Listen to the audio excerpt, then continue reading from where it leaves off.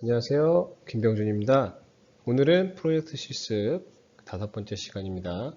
오늘은 근본 원인 분석에 대해서 한번 같이 공부를 해보겠습니다. 자, 우리가 이제 근본 원인이라는 얘기를 앞으로 많이 얘기를 할 겁니다. 그래서 근본 원인이 무엇인지를 한번 사전적 정의를 같이 보겠습니다. 일단 근본 원인, 그 두 가지 단어로 이루어져 있는데요. 근본이라는 건 초목의 뿌리라는 뜻이 하나가 있고요. 그다음에 우리가 실질적으로 써야 될 거죠. 어떠한 사물의 본질이나 본 바탕을 이야기합니다.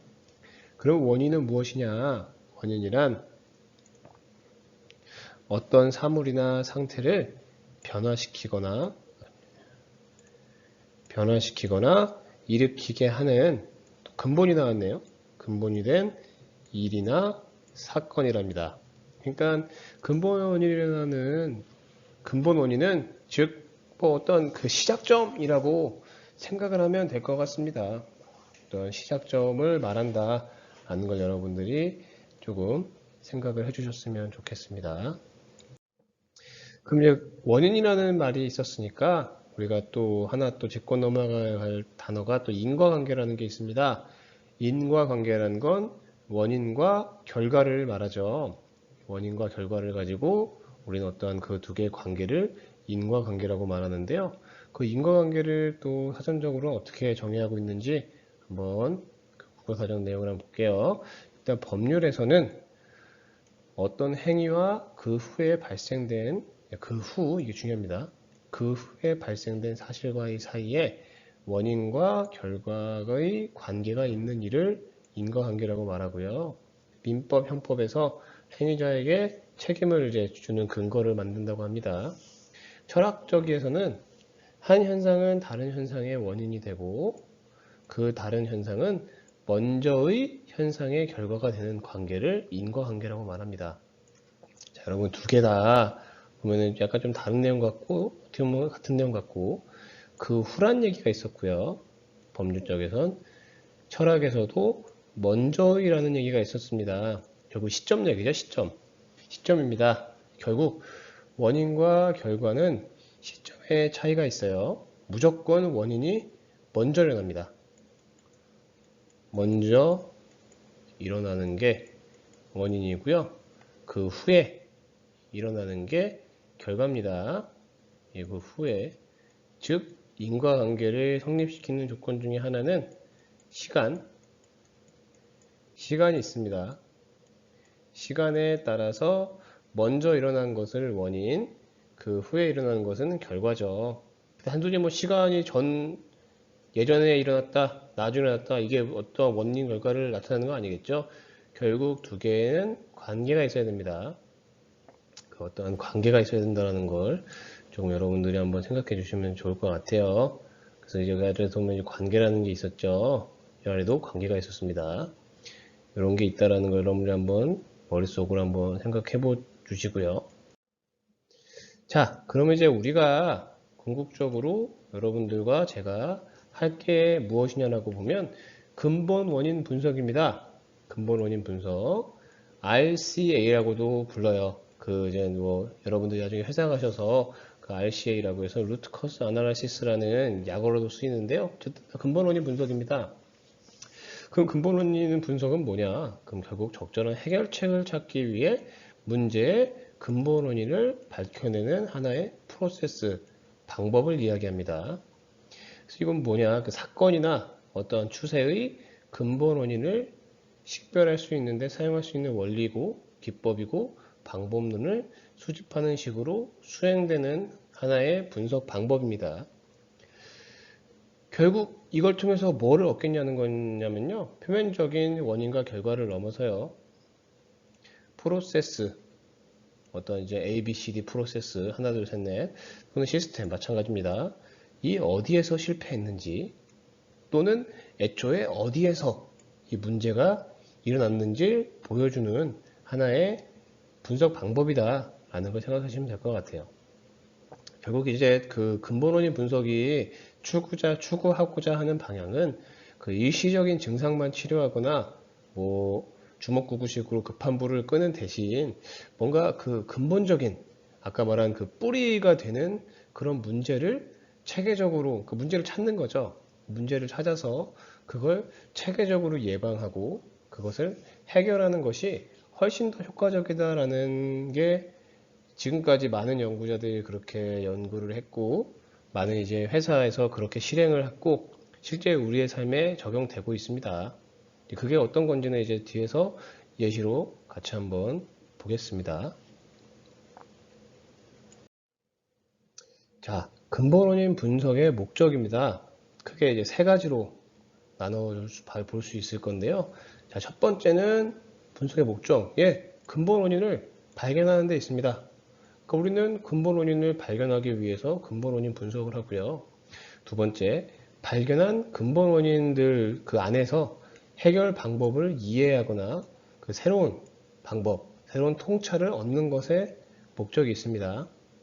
세 번째는 분석 결과를 적용해서 향후 문제를 체계적으로 방지하는 것에 있습니다. 여러분들 이 세 개 중에 뭐가 제일 중요할까요?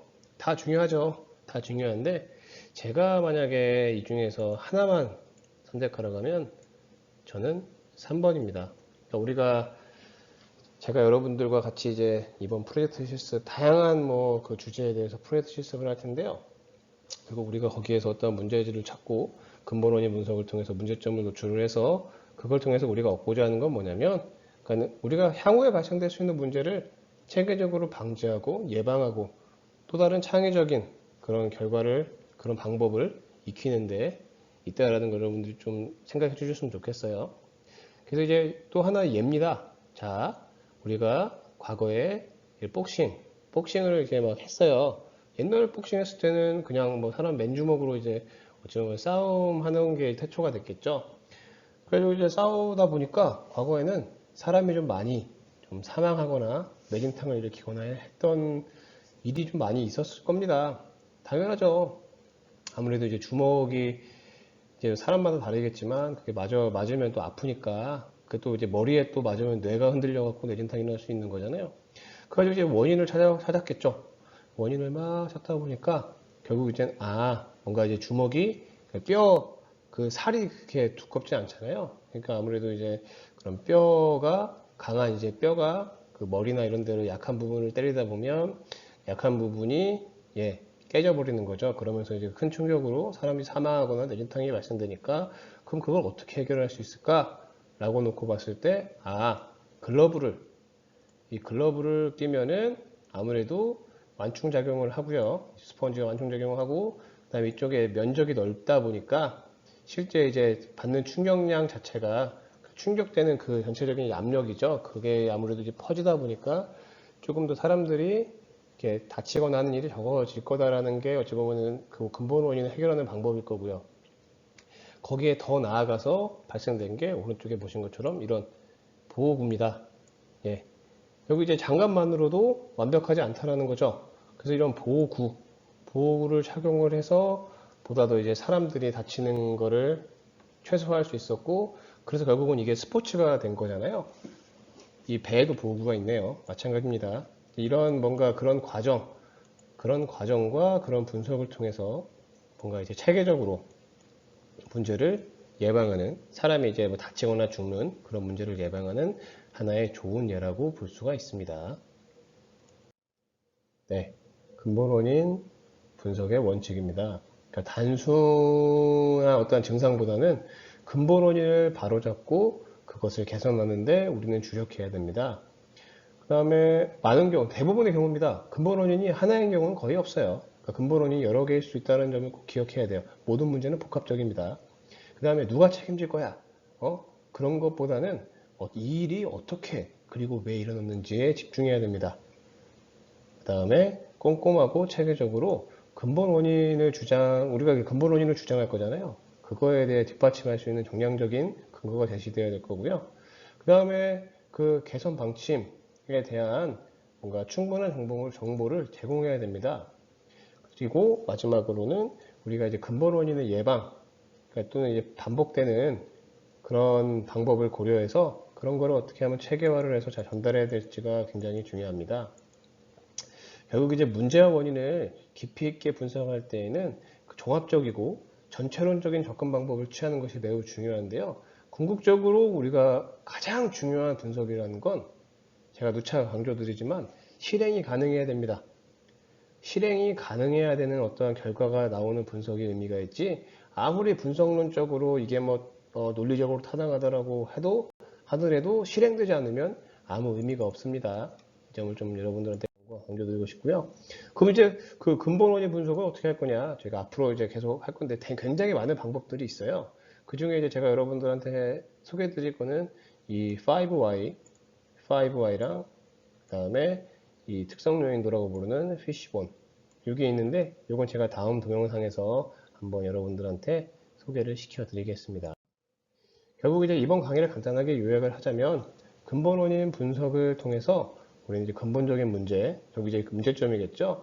이것을 체계적으로 예방하고 해결하는 데 주 목적을 두고 있습니다. 그 다음에 한 번 더 강조드리지만, 좋은 분석이란 실행 가능해야 된다. 이게 굉장히 중요합니다. 실행 가능한 분석이어야 된다는 걸 여러분들 꼭 기억해 주세요. 감사합니다.